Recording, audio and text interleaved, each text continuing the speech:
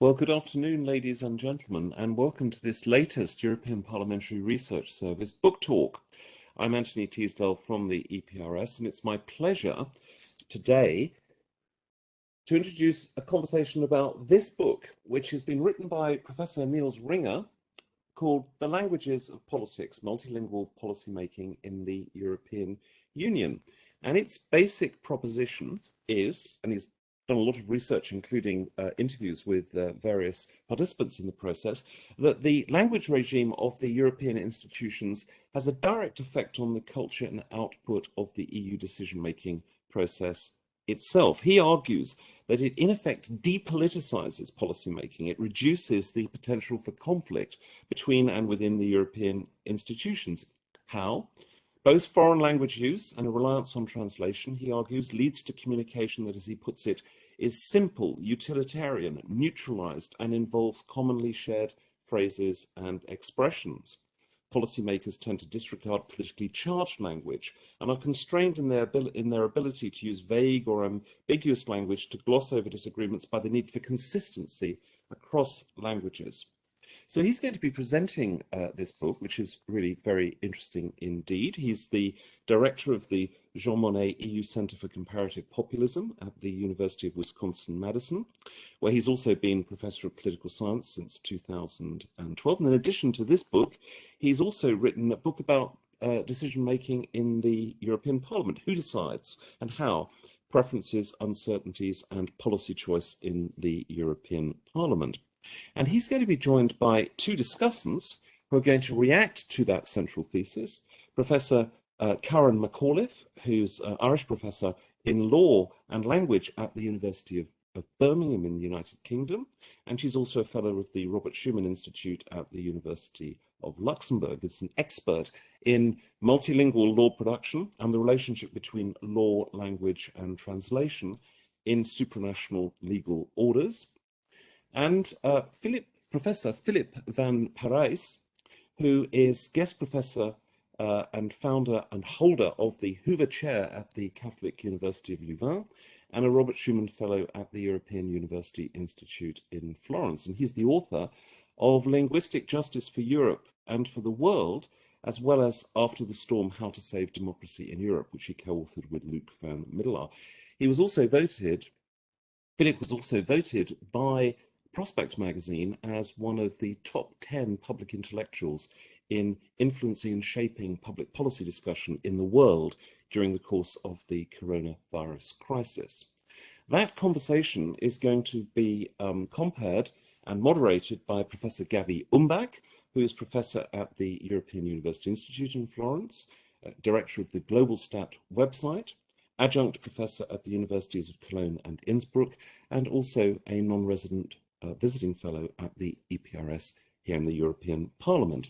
And she will be aided and assisted in the process of collecting the questions and comments that come in from the digital floor, and there'll be plenty of opportunity for the nearly 100 people online to pose such questions and make such comments in a Q&A session that will encompass not only the issues, but hopefully as many of those online as possible. So without further ado, I hand over to Professor Nils Ringe to set out the basic thesis in his book. Thank you so much. I'm really pleased and honored to be here. A lot of my research has been on the European Parliament, so this is a particularly exciting venue for me to actually give a talk. And of course, it would have been great to do this in person, but this is the world we live in, and there's also actually advantages, as Anthony emphasized. We can reach wider audiences, and yeah. So I'm really excited to be here, and I'm really grateful for the invitation and for everybody who made this possible, and of course also to my fellow panelists, and I look forward to hearing from them. So the first thing that as a starting point, I want to talk about how I arrived at this topic. And really, I've been intrigued by the language aspect of EU politics ever since I started studying decision-making in the EU institutions about 20 years ago. And in part because I was always so impressed hearing people switch back and forth with great ease between more than two languages, and that's the best that I can manage.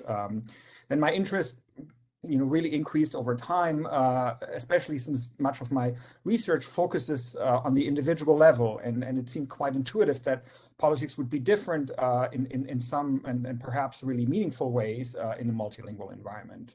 And then, my kid was born, who I raised bilingually in English and German, and that had added another layer to my own kind of personal linguistic experience, having grown up in Germany, but then having now spent more than half my life in the US. So that's kind of the personal side. From the academic perspective, there's three motivations for my research. The first one is that multilingualism is this ubiquitous part of EU politics, consisting of both interactions between non-native speakers and also reliance on extensive language services. But we actually know very little about how it affects politics and policymaking. Second, multilingualism isn't just a feature of EU politics. There are, many political decisions nowadays in a globalized world are made between politicians who don't share a common native language. And that's the case in both multilingual states, but also in international organizations. But again, we know very little about how language and language choice impacts those decisions. And then finally, language is inherently political as an instrument of thought, of identity and solidarity, as an instrument of control and domination and of communication. This is something that we as political scientists should be really quite aware of, but we often actually don't consider the perhaps deeper implications of language and language choice on politics.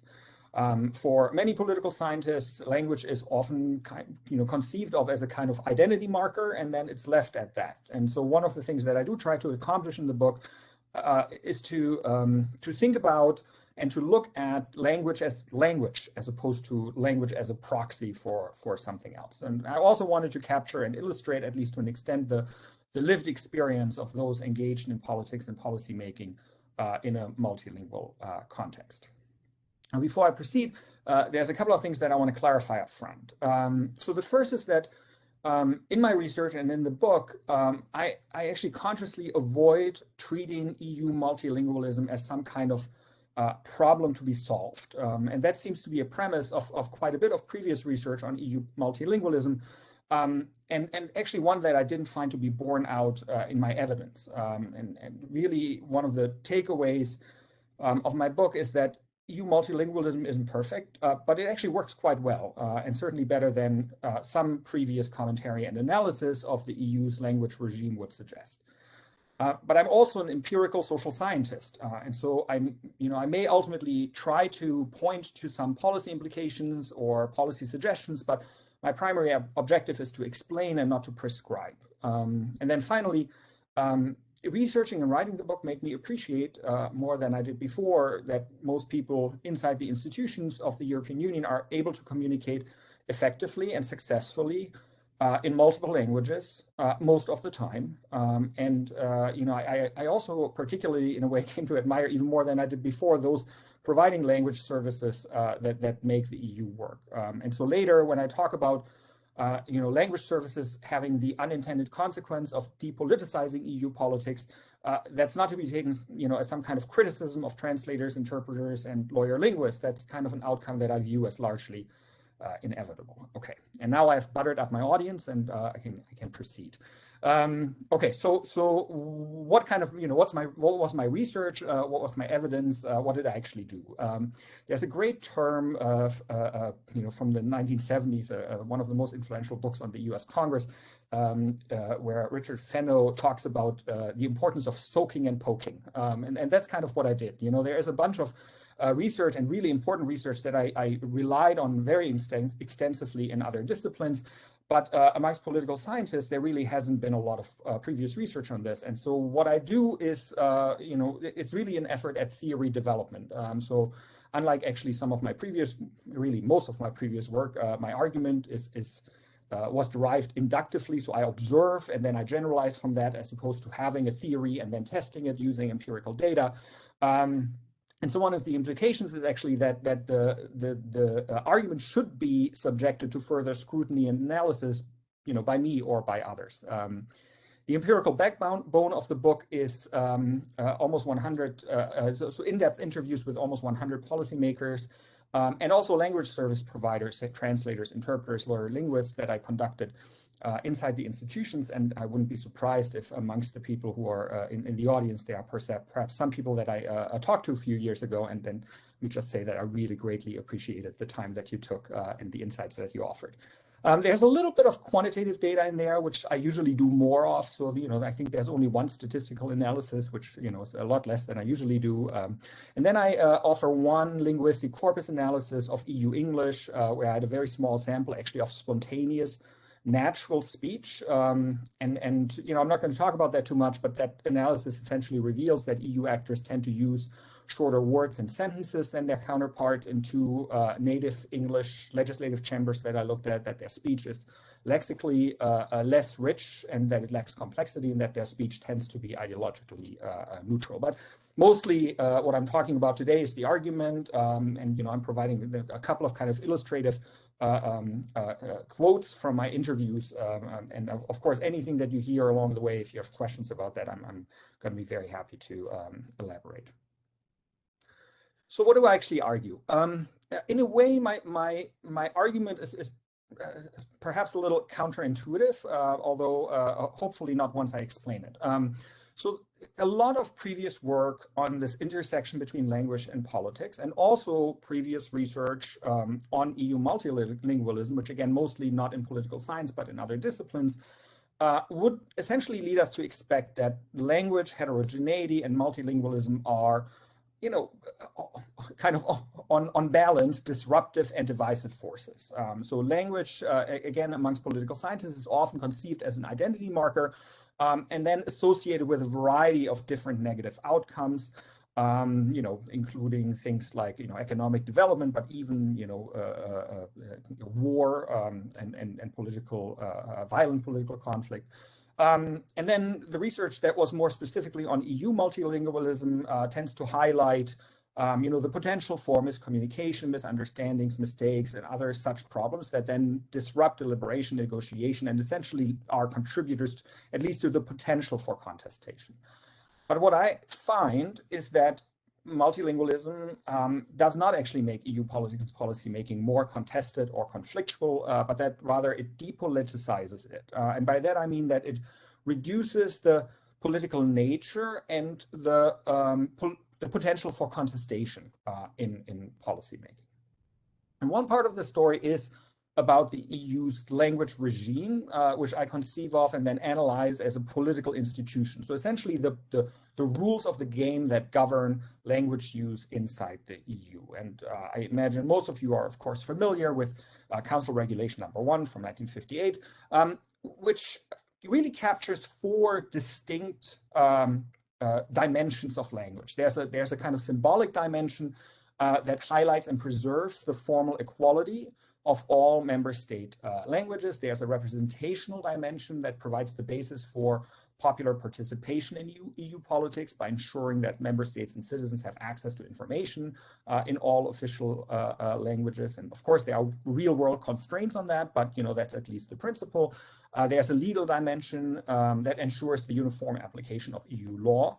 And then there is a functional dimension that aids communication inside the EU institutions by providing some degree of flexibility in the relative use of official languages. And so the EU's language rules essentially, they successfully balance those distinct dimensions of language, which is one important contributor to the longevity of those rules. Basically, what they provide for is what I call uneven multilingualism under a veil of formal language equality. So member states are essentially willing to accept that their language will be underrepresented compared to others, right? Especially compared to English, of course, nowadays.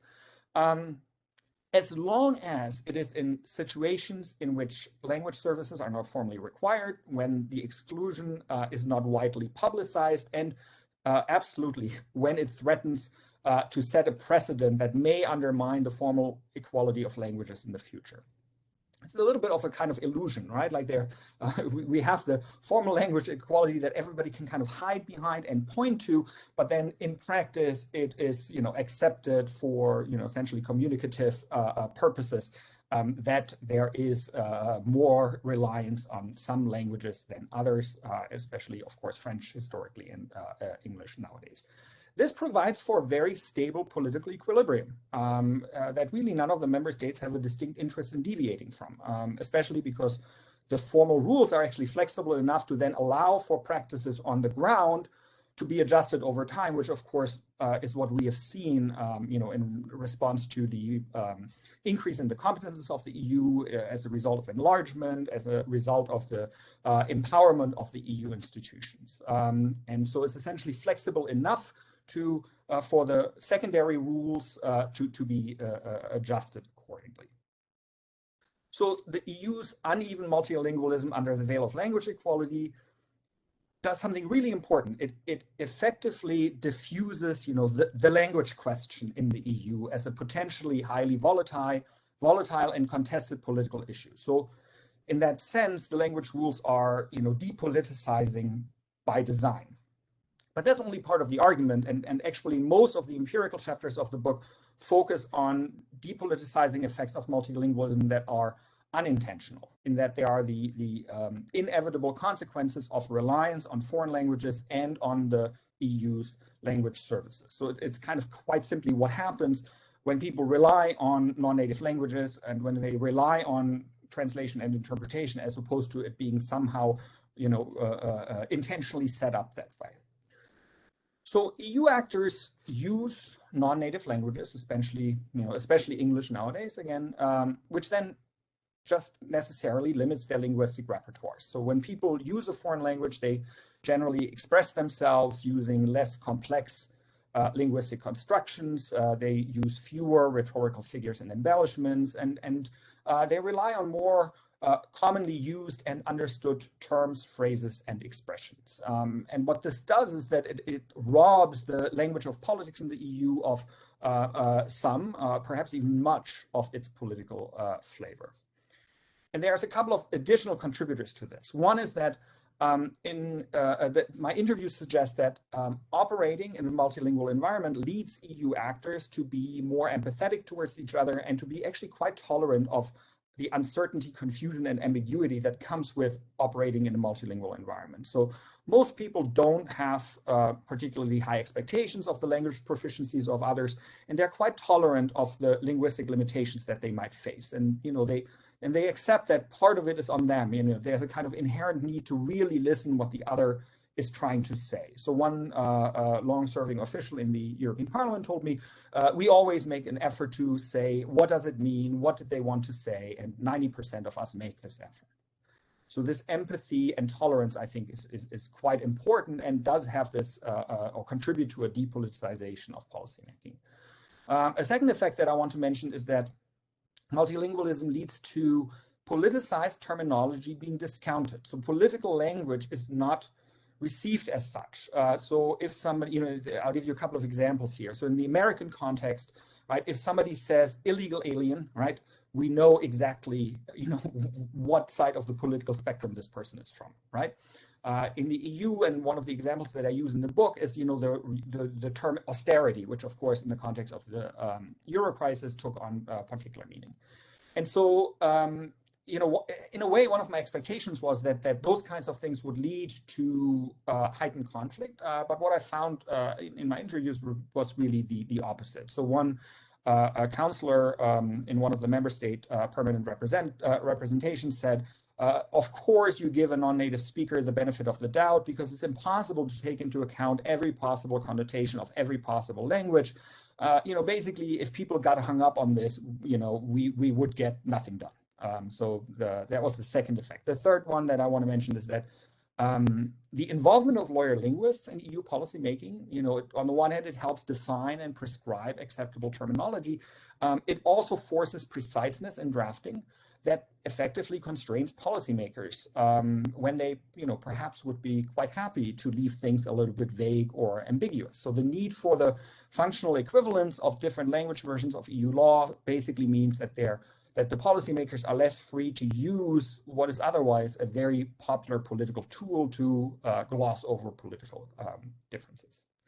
And so the reliance on non-native shared languages, especially English, is one underlying reason for the depoliticization of the EU's language or languages of politics. But the translation of written text and the simultaneous interpretation or interpreting of spoken language has similar effects in that they inevitably constrict, condense, and transform what is being written or said. And again, I want to emphasize, right, like I'm not meaning that, I don't mean this as a criticism. I think that this comes with the territory because the processes of translation and interpretation are so innately complex and challenging that even the very best translators and interpreters, which I truly believe are inside the EU institutions in the world, unnecessarily simplify what is written or said in the source language. And sometimes that's in obvious ways and sometimes in kind of more subtle ones. But then there's a kind of additional effect, which is that people anticipate translation and interpretation. And so I'm sure you've also heard these terms in other contexts, that EU actors write for translation and they speak for interpretation. And so translation and interpretation essentially simplify, standardize, and neutralize the target language to an extent directly. And then also the source language indirectly, in that it is something that is anticipated by those who are making their remarks or writing texts. So what this then ultimately entails is that the EU's language of politics is depoliticized in three main ways. First, it makes language used in EU policymaking more simple, utilitarian, and pragmatic. So language is it's really an instrument of communication rather than a political tool that is used by political actors to serve or signal a particular agenda. So this is not to say that this never happens. Obviously, this is all kind of relative to a monolingual environment. Again, a nice quote here from a council official. I think it is a very short and crisp form of communication that we've developed, Esperanto style, in terms of we don't really bother with the things that are unnecessary. Second, it results in a standardization of language as EU actors rely on commonly used expressions, linguistic constructs, and terminology. And what this results in, and that's of course of note to a political scientist, is that speakers and drafters become less distinguishable on the basis of what they say or write. And then third, multilingualism leads EU actors to use language that tends to be neutral, decultured, and de-ideologized, which means that the language that people use, is less indicative of their national and political backgrounds or agendas. So one thing that I want to emphasize is that I don't, especially somebody who has studied, partisan politics in the European Parliament, right? I'm well aware that this does not mean that all problems are rendered apolitical, that there isn't contestation, right? That essentially all conflict is neutralized and eliminated, right? I absolutely know that that is not the case. But multilingualism does result in the depoliticization of a language of politics, which, by essentially diminishing the expression of political differences such that conflict generated by language are not amplified, but subdued. And this has potentially consequential effects on perceptions of political and policy differences, on the polarization of opinion, on levels of contestation, on intensity of debate, and also actually on the resonance of arguments. So, it matters that political choices are being considered, deliberated, and negotiated, and then agreed upon using overall less political and contested language. And that is something that I would suggest should be of interest to researchers who study the EU in political science, but also in other disciplines. It should also be of interest to political observers and, probably to those inside the EU institutions, but that's something that you can tell me.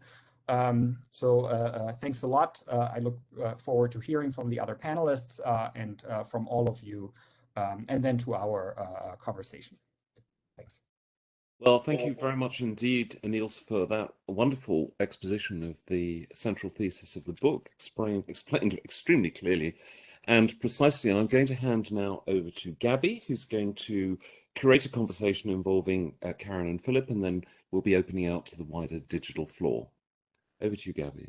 Thank you very much. Thank you very much, Anthony, for handing over, and Nils for presenting your book that actually brings us to focus on something that we're usually doing in a natural way when we interact at the Parliament, you know, in the elevator, in the canteen, in the committee rooms. It's something that it's quite natural for us that we're speaking in a foreign language, that we change languages. And I hope this helps, the event helps to reflect a bit on this very interesting topic, actually, from both linguistic but also political science and lawyers' point of view, because as you mentioned, actually, the language question is treated as a marker of identity.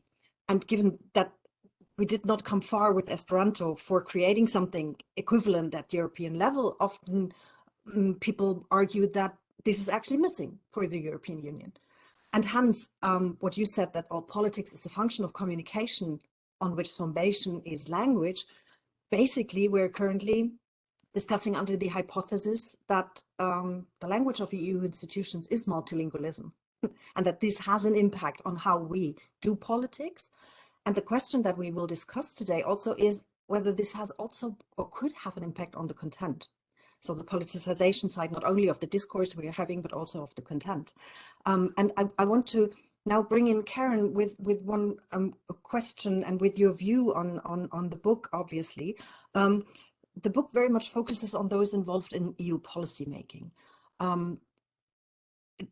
Does this language of politics of the European Union have also repercussions at different, at lower levels, different actors of the European Union? And how do you see these different layers of compromise that documents have impacting on how policy is made within the European Union? Karen, over to you. Thanks very much, Gabby, Díomh go léir.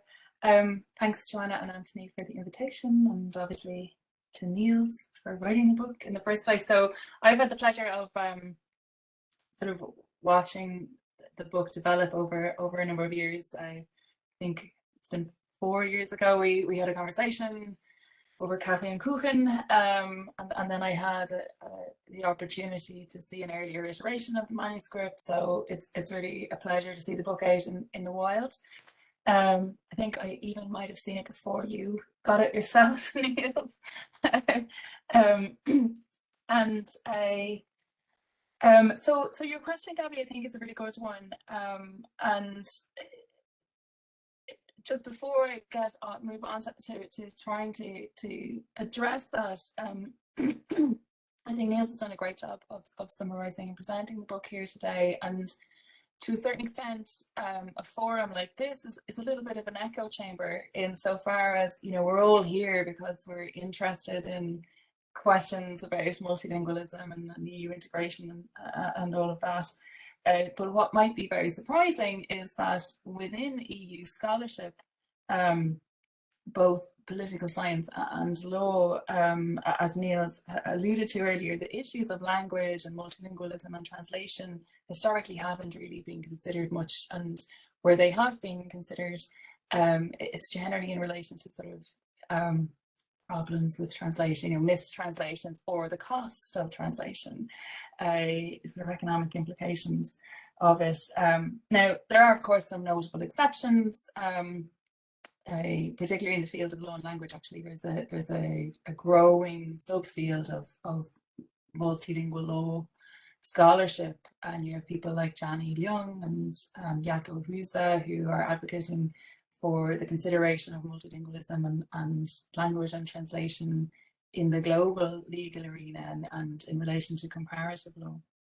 But what Nils has done here has really put languages at the forefront of inquiry in political and policy analysis, and obviously highlighting the impact of multilingualism on policy making and politics within the EU. And this might seem very obvious to those of you here who are working within the institutions, but it's not so obvious to those outside of this environment. And by clarifying the ways in which multilingualism has an impact on policy making, Nils is actually sort of challenging political science as a discipline to go beyond more traditional analyses of EU politics. And I think the short answer to your question, Gabby, is that yes, you do see this reflected, you know, at all levels of EU policy making and EU law making, which would be my area of expertise. I'm particularly interested in this argument of depoliticization, if that's even a word, of politics and policy making, that multilingualism depoliticizes this.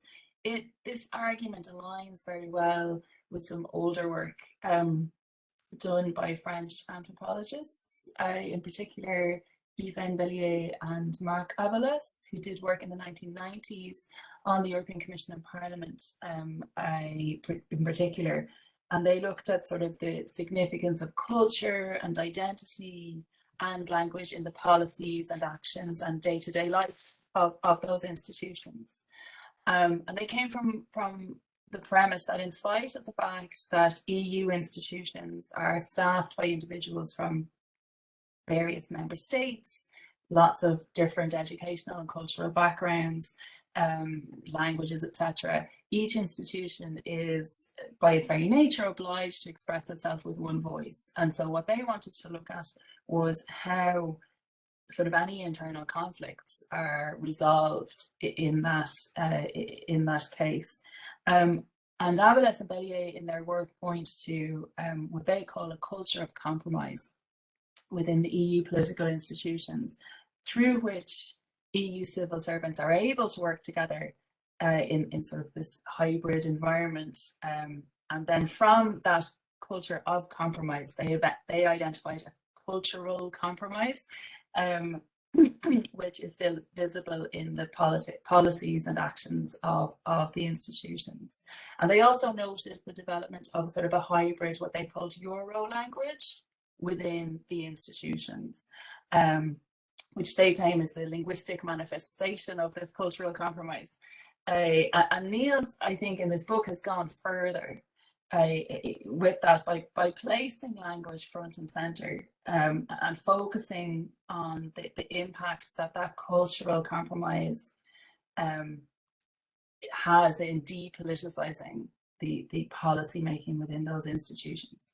And if I may, there's 3 points I would really like to raise based on that argument. And I would say that obviously my expertise is in sort of the court of justice and lawmaking, so I always have that sort of lawmaking lens in front of me.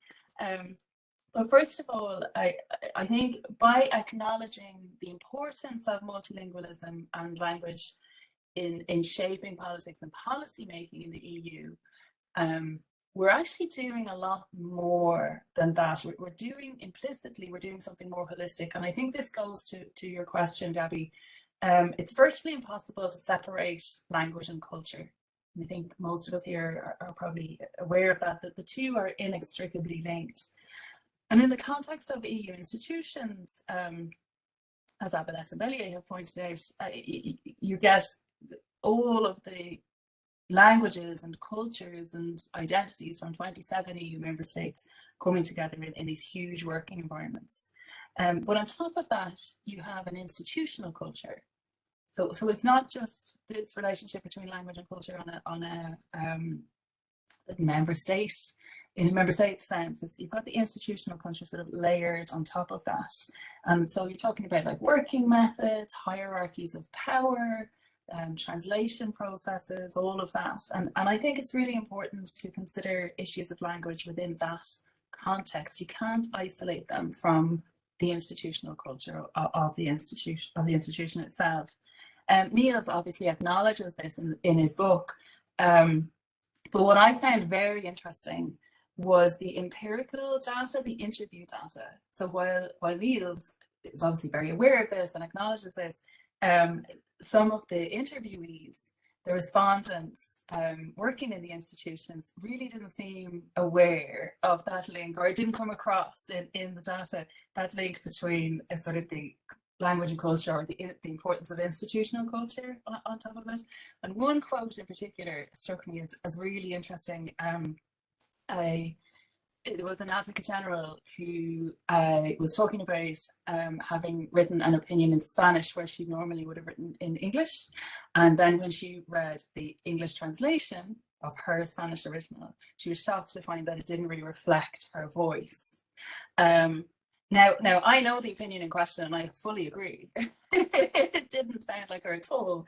But this sort of duality of voice is a well-known concept in translation theory. But I think boiling down that example to sort of differences between language families, which is what the respondent appears to be doing, leaves out a really large part of the story. The institutional culture and the processes behind the production of opinions is just as important and is intertwined with this idea of multilingualism. We all know it's very well established that judgments of the Court of Justice are these collegiate documents, they're compromised documents, because they're the result of secret collegiate deliberations. But there is emerging research now that shows that advocates general's opinions are also the product of collaborative work. And depending on the language in which an opinion is written and the practices of particular cabinet and of individuals within the cabinet, there might be a number of contributors to and collaborators on an original language version of an advocate general's opinion. Now, that's not to say that the opinion doesn't reflect the voice of that particular advocate general, rather that the impact of the various collaborators, shouldn't be ignored or glossed over. And I thought the fact that even within the institutions that there might be this tendency to separate language issues out from the institutional culture and is an interesting and highlights a need for a book just as this one. So that was the first thing I thought was really interesting. And if time permits, two very quick other points I'd like to raise. So the second one is that, again, going back to multilingualism, depoliticizing policy making, it raises an argument then of translation. And Nils and I have spoken about this before. Because obviously it's through translation that these EU institutions communicate with the EU politic and EU citizens. And I'm really interested in the question of what happens at that stage, particularly whether there's a repoliticization or whether there might be a repoliticization of various policies. I know that, again, Nils deals with this in the book. And from reading the book, there's a sense that those at the institutions have a very real awareness of the depoliticization of the nature of multilingualism and how it can work like that, even if they haven't conceptualized it in that way, as Nils has. And then the role of translators in continuing that depoliticization becomes very important. I particularly like the idea, I think Nils deals with this question in, I think it's chapter 6, and I particularly like the discussion about how for interpreters it's very important to know how to insult people in various languages. I really enjoyed that. And I think the argument there was that you can water down the insult. And so you see this continuing depoliticization of discourse within the institution. But I feel that when it comes to written translation, there's much more scope for a repoliticization to slip under the radar. Again, and from the point of view of law, where you're not really talking about a politicization necessarily, there are plenty of examples of approximations in translation that have led to differing or confusing applications of the law throughout the Union. And I think I'm really interested in sort of in the power of translators in that sense. And then finally, to go back again to Irène Bellier's work, she had pointed out that this Euro language that she identified in the Commission, which was this linguistic manifestation of the cultural compromise, according to her, functions very well within the institution, where everybody knows what we're talking about, and as Nils has spoken about earlier, everybody in the institution can understand the language, and there's a sense of empathy and an engagement in that sense. But this can create problems when the institution tries to speak to the outside world, where the recipients of policy documents may not be plugged into that sort of depoliticized language or Euro language. And I'm really interested in the idea of the creation of meaning at the level of receiver of a text. It's particularly important in the context of European Union law, where the entire system is based on the notion of a uniform application of EU law. For us to accept that multilingual EU law can be applied uniformly throughout 27 member states, each with their own legal language and culture, we have to accept an assumption of this idea of textual equivalence being a legal fiction. That there's some sort of platonic meaning of EU law that exists beyond individual language versions of say, a piece of legislation. And that legal fiction is very necessary for us to buy into in order for the EU legal system to function. And, you know, it does function. Some would say it functions well. But at the same time, there are instances of differing language versions of legislation being applied differently across EU member states. And it's only in the rare cases where those differences become apparent to the extent that they cause enough of a problem to get to a member state court, that they can then come before the Court of Justice and the differences be, the divergences be dealt with. And so I thought it was interesting when Nils talked earlier about this notion of empathy in the engagement, you know, of the EU civil servants at you know, at the level of the institution. And it just occurred to me, you know, I just thought, you know, how, to what extent would that extend to lawyers who are applying EU law at member state level? I mean, I would suggest that perhaps there's less empathy at that stage where lawyers or lawyers for big multinational companies find a loophole that they can exploit because of divergences between versions of legislation. And I know this is far beyond the scope of the book, but maybe, Nils, for the next book, it's something to consider. But they're the three things that I'm really interested in, and the book gave an awful lot of food for thought, and I thoroughly enjoyed it. Thank you very much, Karen. And actually, the last point that you had on multiplying realities of what the EU, in terms of its documents, in terms of the texts, is something that I hope that we come back in the discussion. By the way, the Q&A is open. Whenever participants in the audience have a question, please put them in the Q&A so that we can come back to that. Karen, thank you very much for your reflection. That actually gives us a lot to discuss in the further talk. You highlighted one thing that I actually want to ping back to Philippe, politicization. So while obviously we see that the multilingual regime, in terms of the language, the pure language questions of domination of certain languages, depoliticizes the process, and potentially also has a particular impact on how negotiators express their opinions.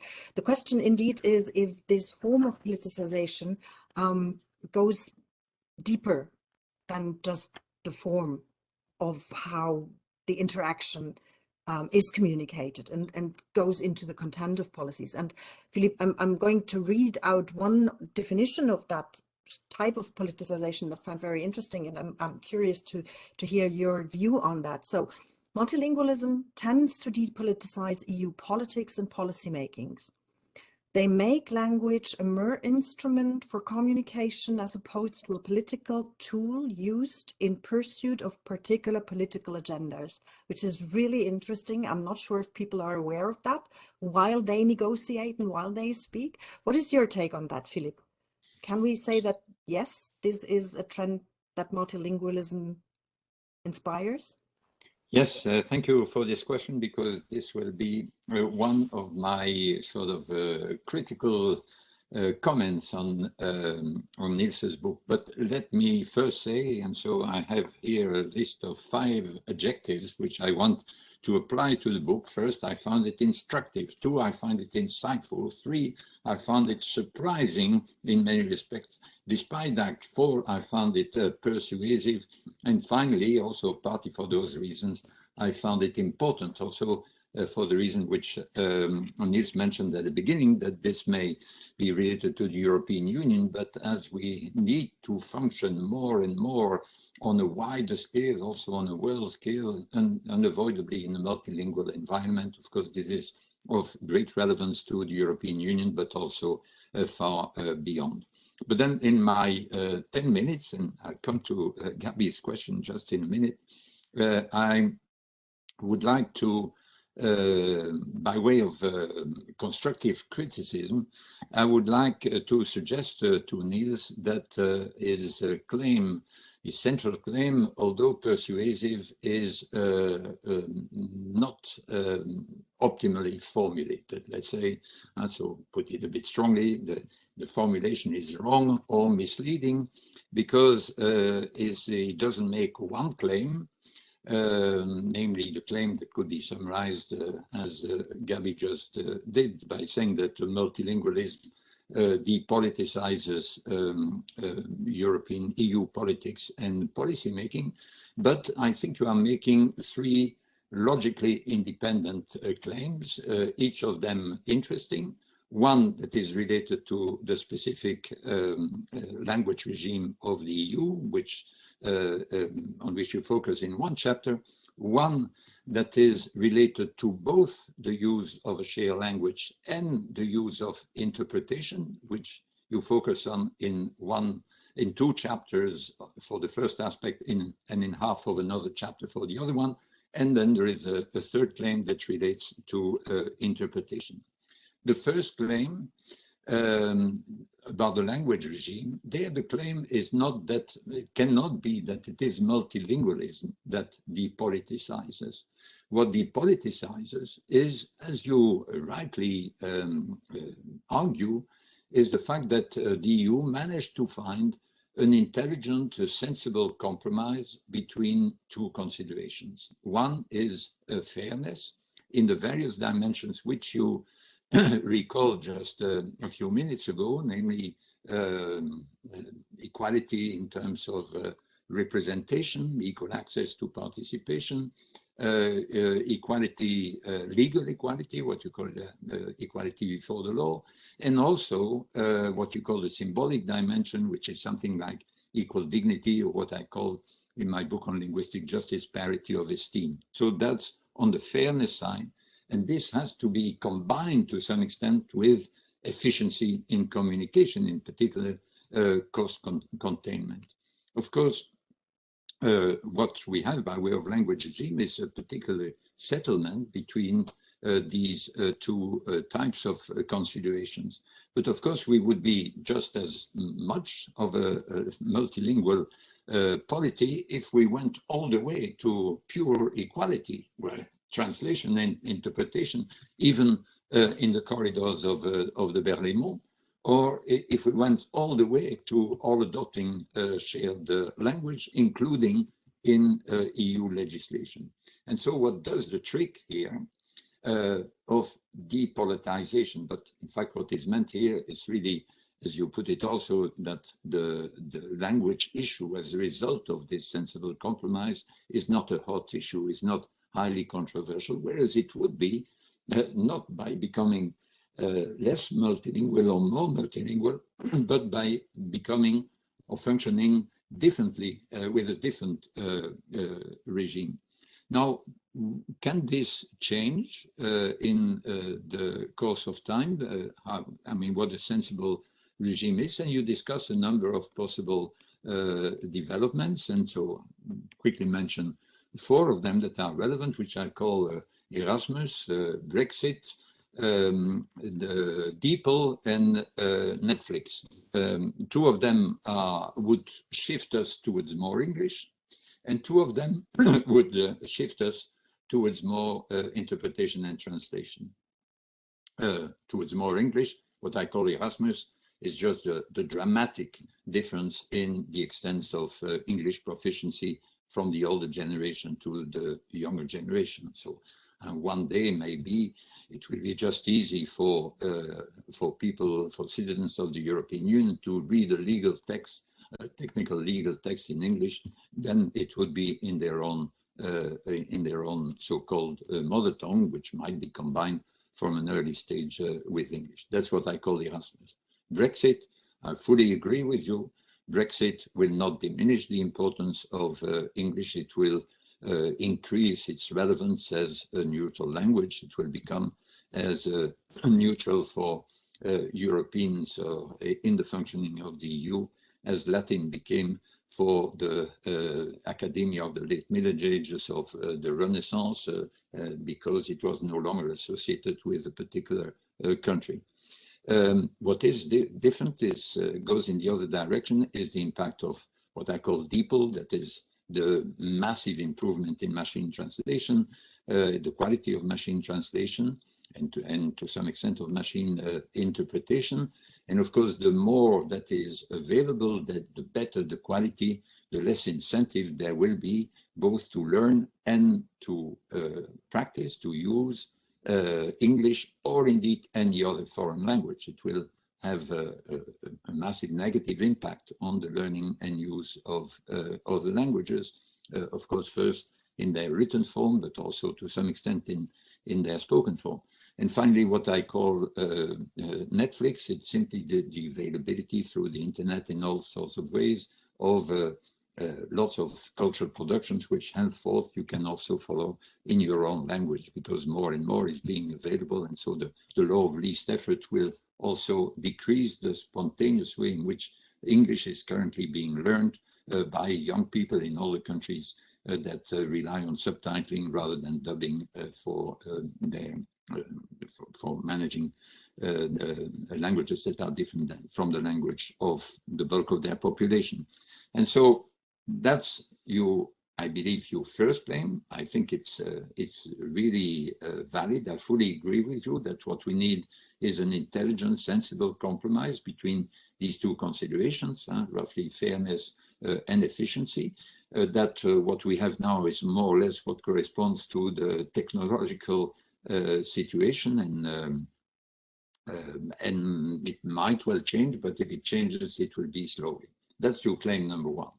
Then claim number two, which is I found very interesting and to me really very original, is then the impact that comes from using shared language, a language as I do now, a language which is not our native language.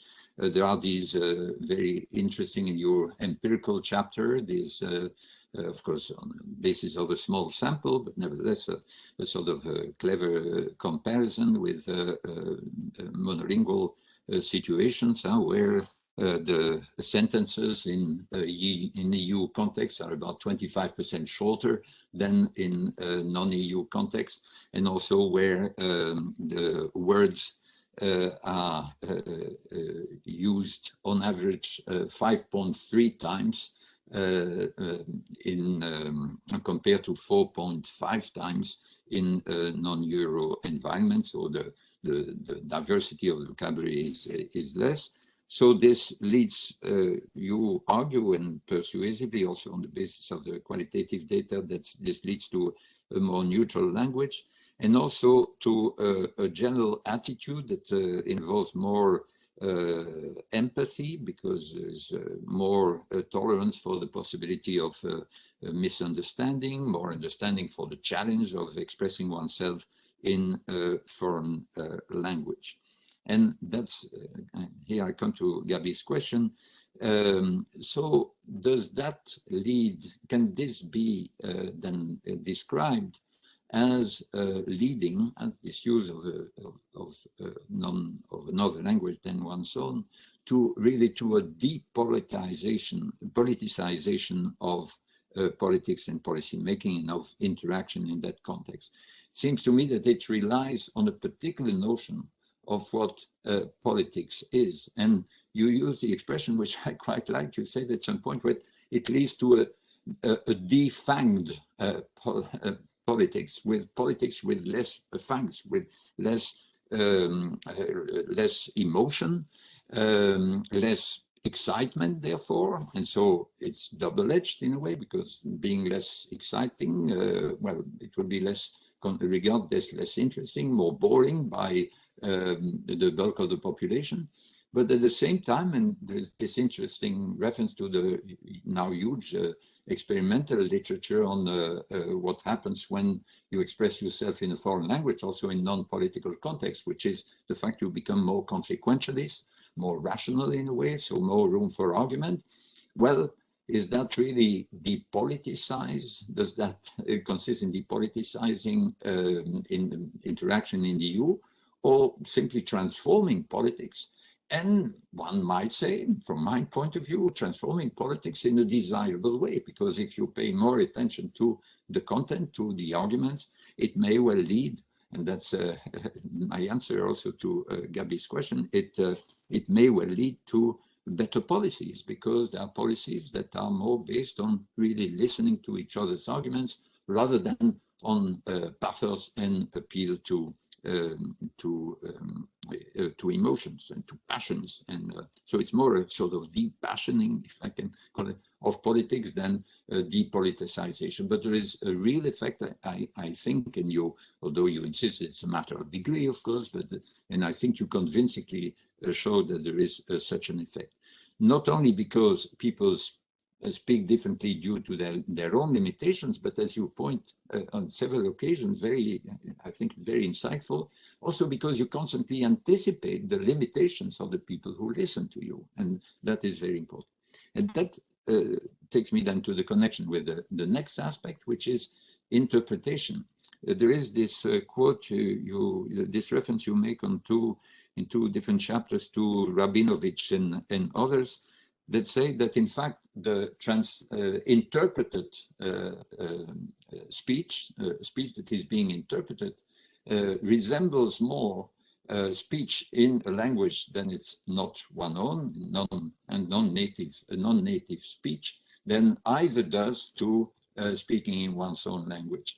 And this and the underlying mechanism, again, as you insightfully show, is again not only in this case it's not the limitations of the speaker that speak in their own language, but it's the anticipation that it is going to be interpreted, plus then to some extent the unavoidable simplification or shortening, sometimes softening, that is being made by the interpreter. But roughly, it seems to me that the same sort of claim can apply there. It's not it's really the same claim can apply to both the effect of speaking in a shared language and to the use of interpretation. Sometimes, to me, counterintuitively, that you should bring these two together, while then, and that's my the last aspect, while then translation seems to me to have a different sort of effect, and Karen already discussed this effect. Of course,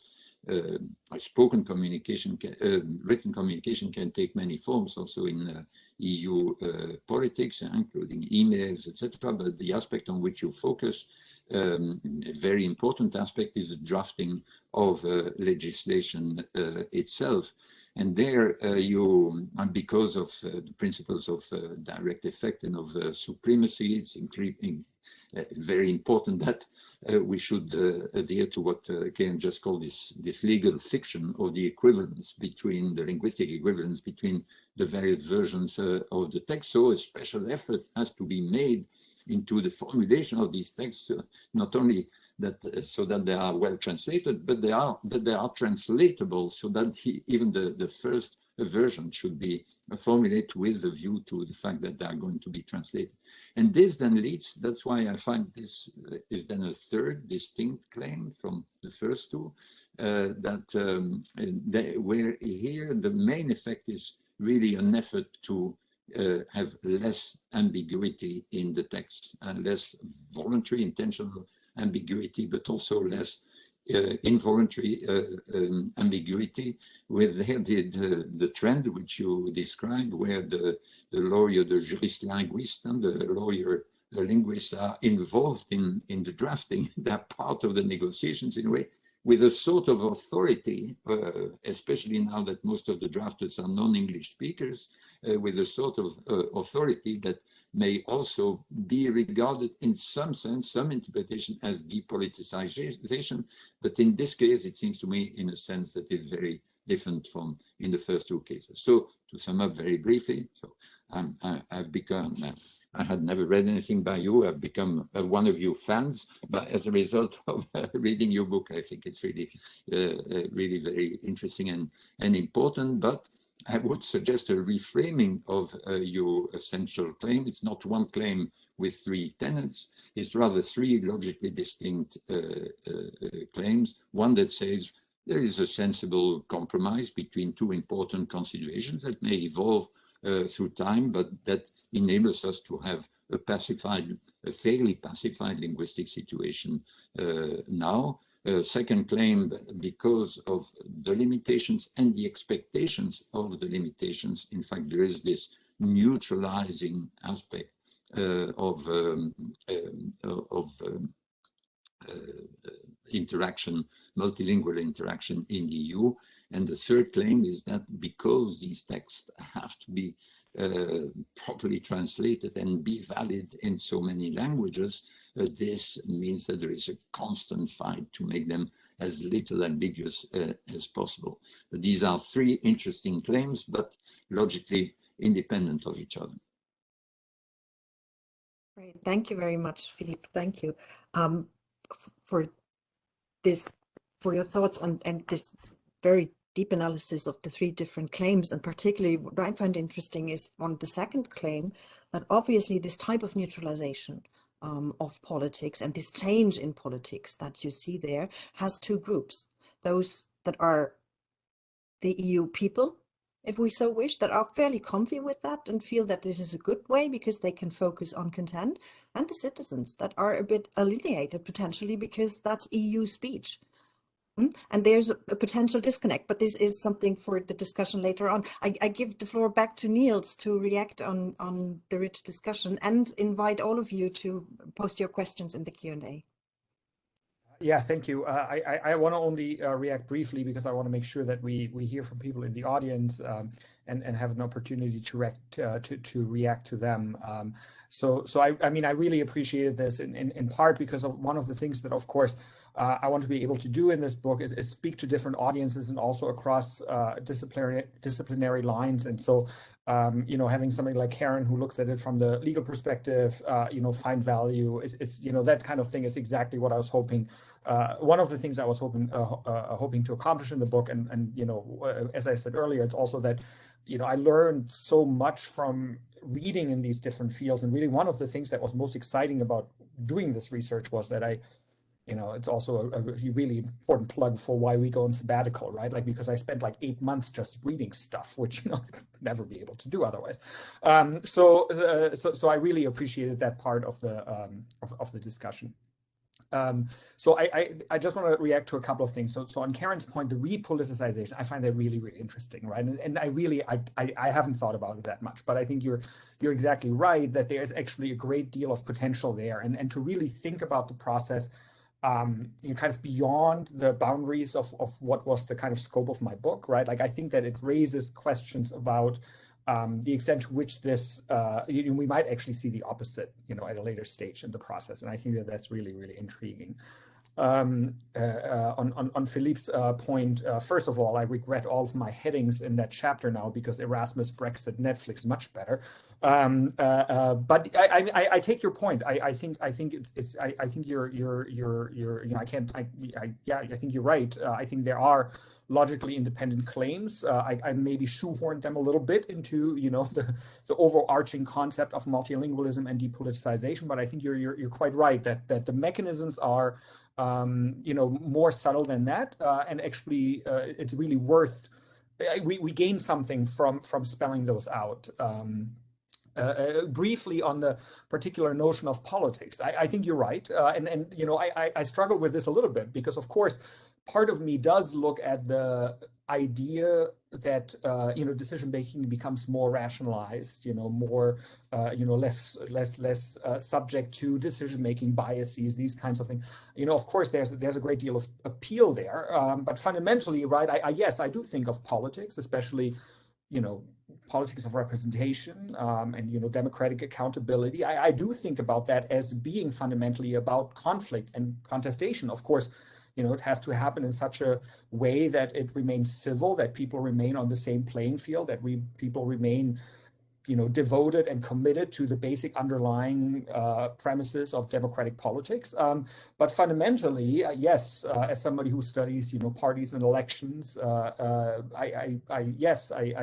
is about, I think it is fundamentally important for people to be able to see differences where they are there, and to make decisions about who they want to see in power or not as a result of that. And so that is where, and this also then of course gets at Gabi's question about the kind of external dimension of this. This is where I see a great, I see this as quite problematic, right? Especially because there's a lot of research that quite clearly shows that the EU as an issue has become politicized over the last 20, 30 years. And, there being this fundamental disconnect between, people essentially demanding contestation at the European level and about Europe. And then that the political processes that are happening at the European level happening in this depoliticized fashion.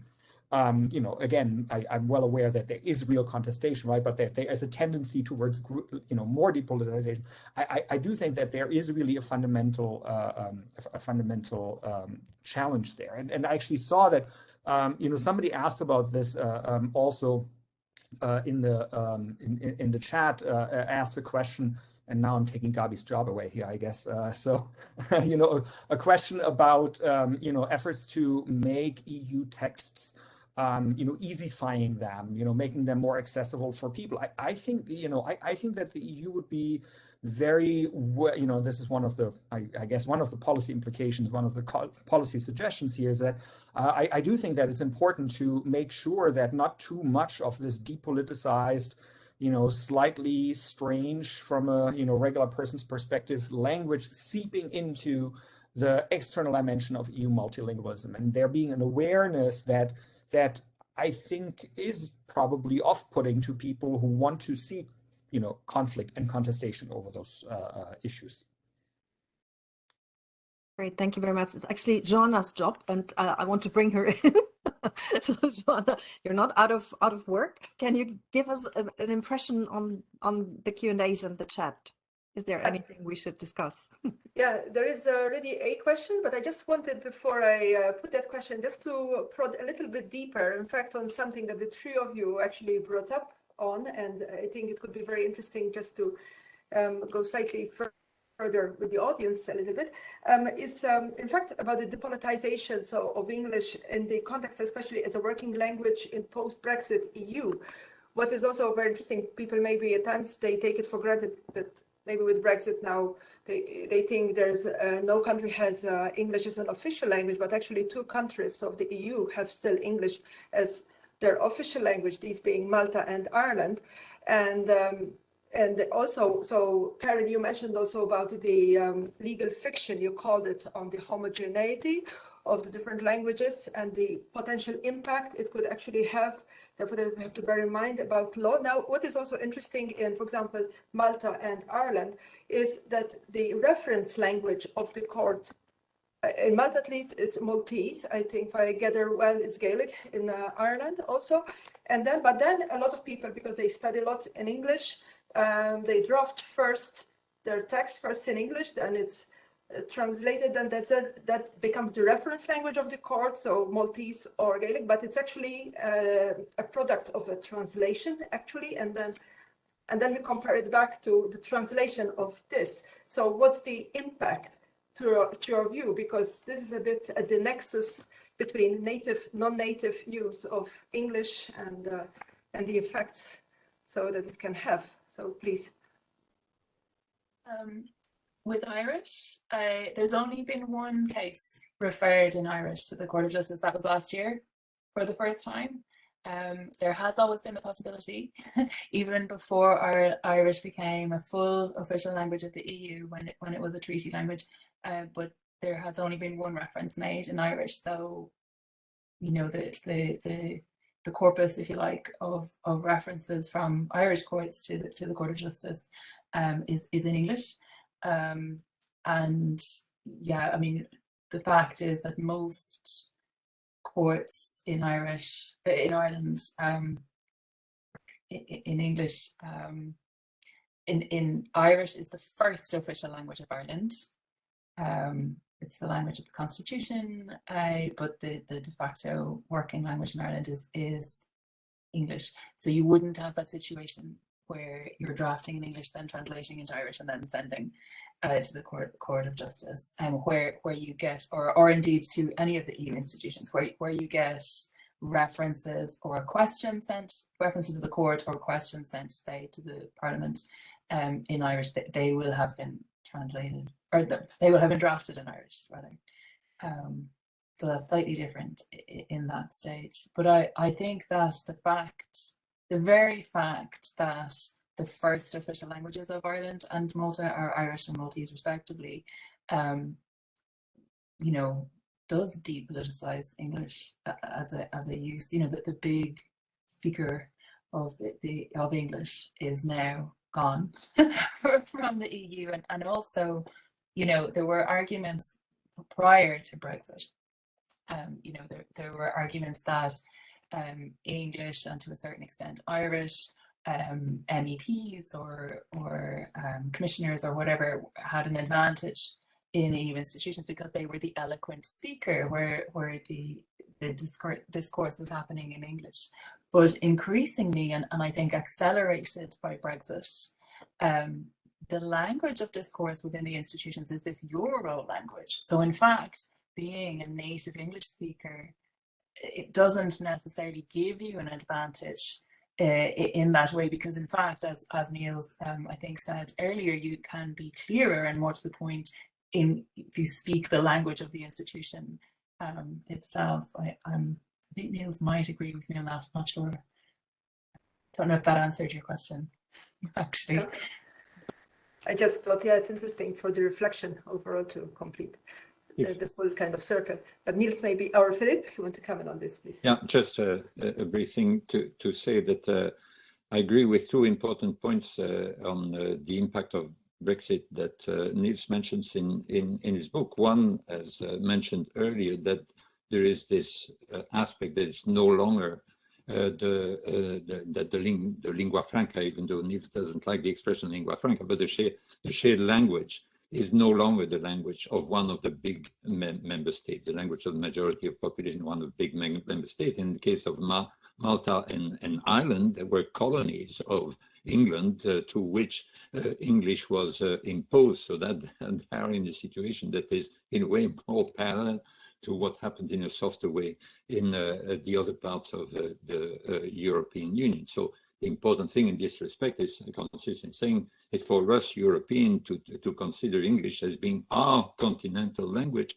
that has been imposed on the British population through two invasions, one in the 5th century for the Germanic part, one of the 11th century for the French part, and we must now take back our language and use it as a second language, not as a substitute for the other one. But the other point which Nils made in an interesting way is that nonetheless, Brexit will have an impact in terms of further gradual, slow divergence from Euro-English, from standard English, because first, simply as a result of having less interaction in that context, but also as a result of having less people with the authority of being native speakers to be there in order to say what is the only right way of writing a sentence or writing a text. So there will be, Brexit will have an impact, but not on the importance of English for the EU, but on its vocabulary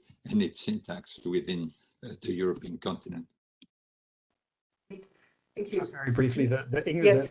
the Brexit question was so interesting because I was in the middle of doing this research when all of this happened. I think I was actually literally on the way. I was on a flight to Brussels or to, connecting through somewhere during the referendum, and I actually remember not knowing what happened, and asking a flight attendant, and she said she had no idea. And then I got in my parents' car. I was going to Germany. I got in my parents' car, and my mother said, "So what do you think?" I was like, I literally have no idea what happened. So, but then one of the things that was interesting, I went to Brussels and I did interviews, and so one of the things that I was able to do is actually ask people immediately, right? Like I had asked a bunch of, before I'd done a small number of interviews beforehand. But then I could, in a way, add this question and ask people's impressions, especially when early on there were these suggestions that, oh, well, now English is going to be on the way out. And it was really, I mean, there was no ambiguity here, right? Like across the board, everybody said, yeah, of course, English is here to stay. I think that I might have talked to a spokesperson from the French permanent representation who contested this, but that was literally it, right? Like otherwise, across the board, everybody said, of course, English is here to stay, and it would be ridiculous to suggest otherwise. And then the Brexit question was also, I think the first thing that actually, for a blog post on the LSE website, I was actually asked to say something about Brexit, the impact of Brexit on the EU, which was actually, I think, the first thing that I actually wrote up and published somewhere on the kind of content of the book. But otherwise, I think that that both Karen and Philippe already mentioned all the important points on that, and maybe there's other questions that we can get to. Thank you so much. I have a question, in fact, from Aiga Ducate, and she says, in the current context of austerity and progress in machine translation, how do you see the future of translation or interpretation and multilingualism in the EU institutions, please? I want to briefly react to this, if I may.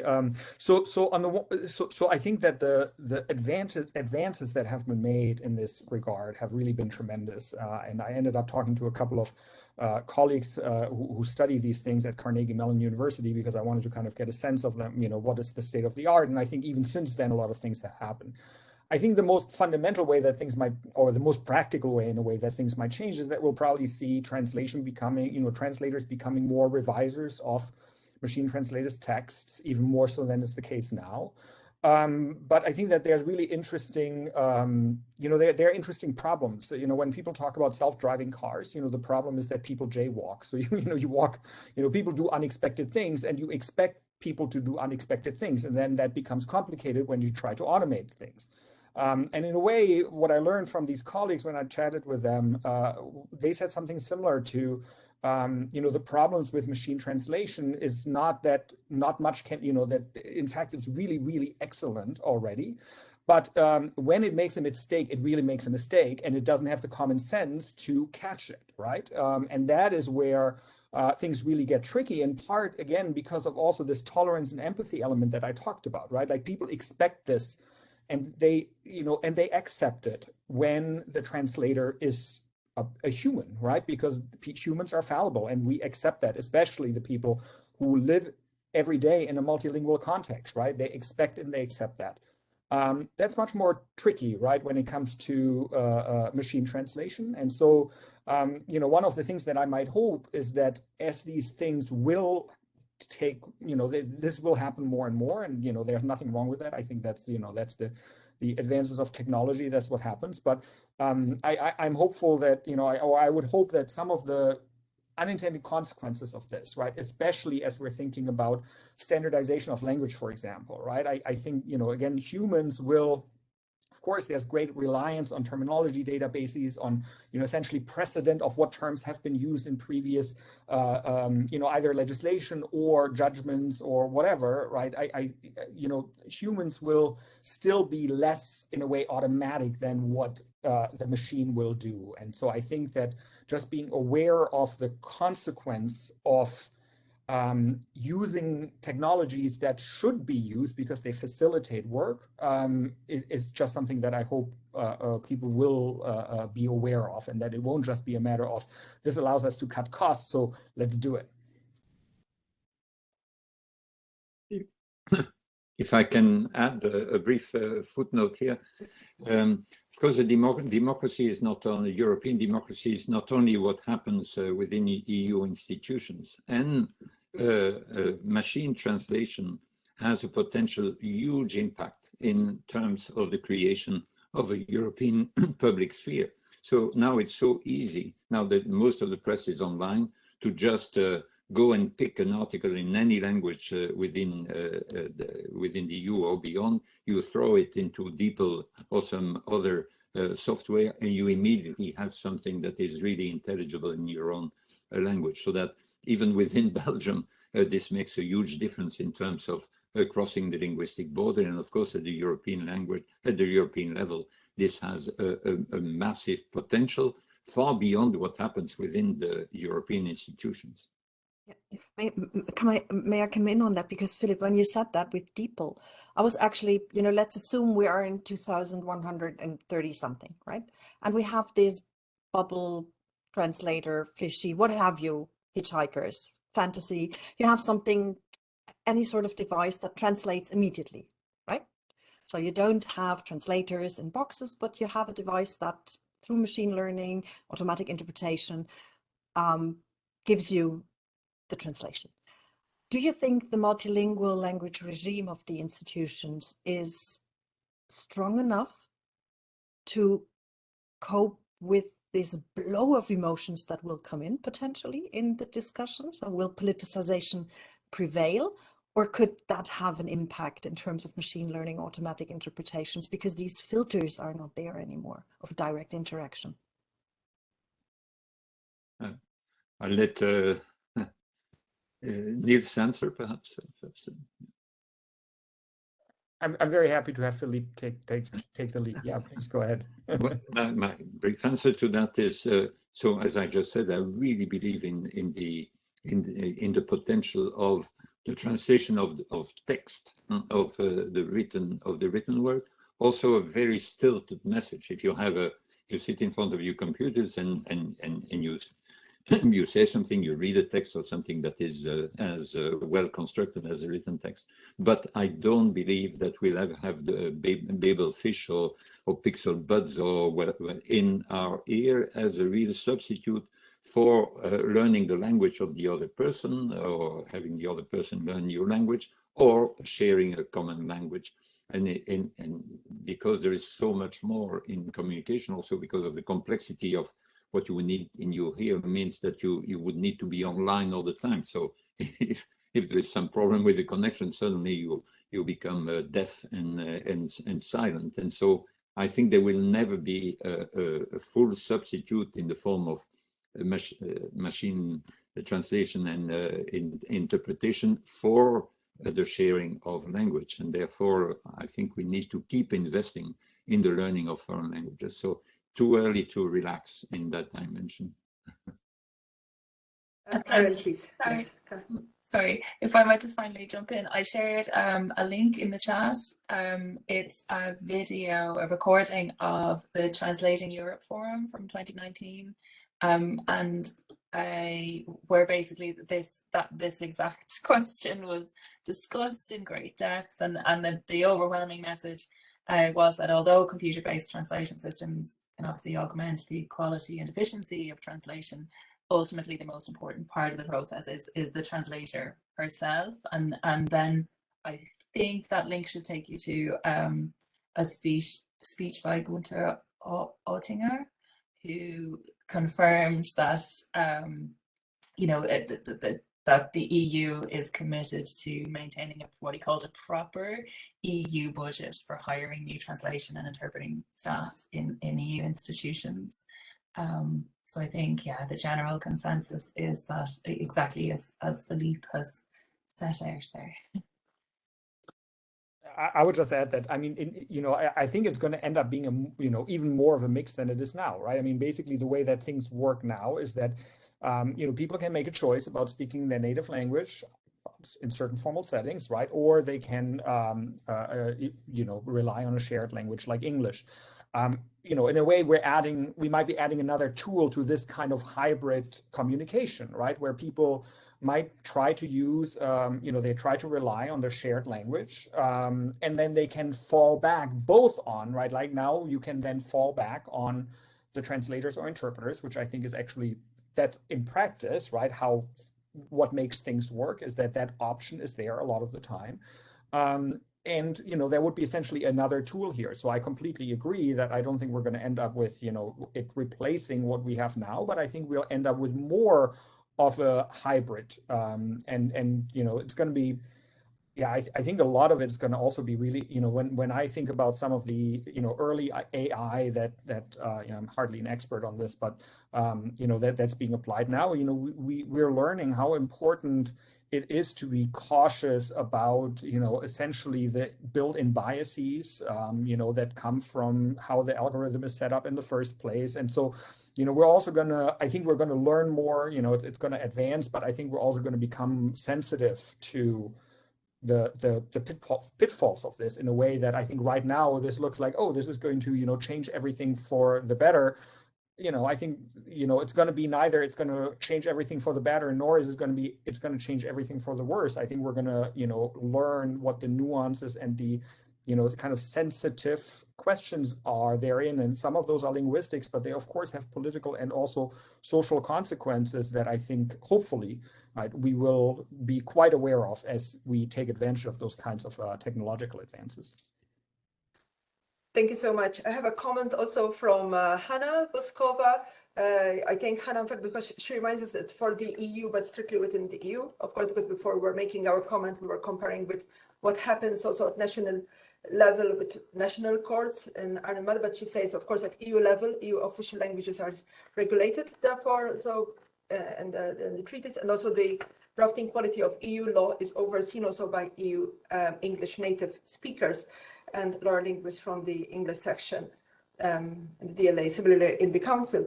However, with respect to, so I don't see further questions yet at the moment. I permit myself then therefore to bring in another question on, but still, I mean, Karen, I do agree that there is maybe still some little differences which come across, I mean, in the different texts of translation.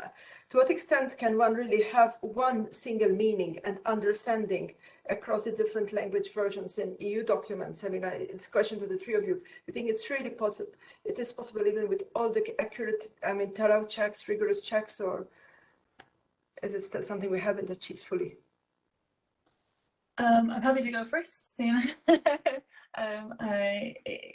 So I think answering that question the answer to that question will differ depending on the type of document you're talking about.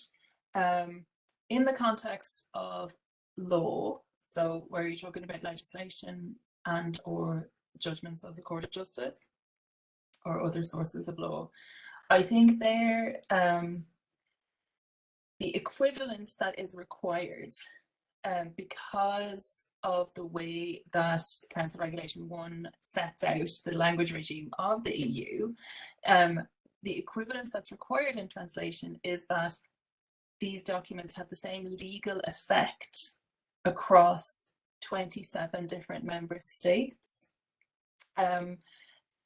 With translations of other types of documents, the equivalence is something maybe different. You might need the same message to be given, or you know, you need to make sure that the document is understood in the same way across different languages and cultures. But with legislation, with the law, they have to have the same legal effect, and that is incredibly difficult to achieve. Now, it is largely achieved, and it's admirable. The work of lawyer linguists and the legal advisors across all of the institutions is really, really high class and really admirable. But that doesn't stop divergences. There are divergences that exist. And for me, the really interesting thing about these divergences is that it's not the ones that come before the Court of Justice. So I've written about various cases where there's either mistranslations. So there was a big court case, a big case before the Competition Appeals Tribunal in the early 2000s in the UK, and it centered around the definition of a concerted practice to do with price fixing, and that is defined in case law, not in legislation. And the French version and English versions were very different. So the French version of a concerted practice, the price fixing, which is illegal, meant that the meeting between two competitors where they shared information about what they might do, that meeting was illegal. But the way that it had been translated into English meant that the meeting itself was okay, and the illegality would happen if competitor A told competitor B what they should charge. And so there was this divergence, which created a huge loophole in how the law around concerted practices was being applied throughout the EU. Now, what happened was this, you know, there was this price fixing. It was to do with football shirts in the UK. So like Manchester United shirts, they were price fixing. And a case came right up to the Competition Appeals Tribunal in the UK. And at that point, they hired a barrister who happened to have worked on the cement case before the Court of Justice when she worked there. And so she was able to, she read the English version and said, well, this doesn't sound right, because she'd only ever read the French version in the past. So she compared the two language versions and the discrepancy was highlighted. And in the event, what happened was they compared all the various different language versions, and they decided that the French was in fact correct and it was a mistranslation in the English. Now, what I find interesting in that case, though, is that it's only because that particular barrister happened to have read the French version previously that she noticed that this didn't gel. And while in theory, you know, according to the Tilfit judgment, we should all lawyers should be reading all language versions of everything. Well, that's impossible, you know. But unless you have someone who is able to identify a divergence, how do you know that it's there, and how could that ever come before the Court of Justice? And then when divergences come before the Court of Justice, they're not dealt with in a very systematic way. So Mattias Derlin is a Swedish researcher. He's done some work on this, where the court will sometimes compare language versions and do this textual analysis and go, okay, 7 language versions say this and the remainder say that, so that must be, you know, that must be the right translation. But often they don't do that. Often the court just says, well, there's an EU meaning. We told you this in the Tilfit case, that there's this EU meaning, and it doesn't really matter what the language versions say.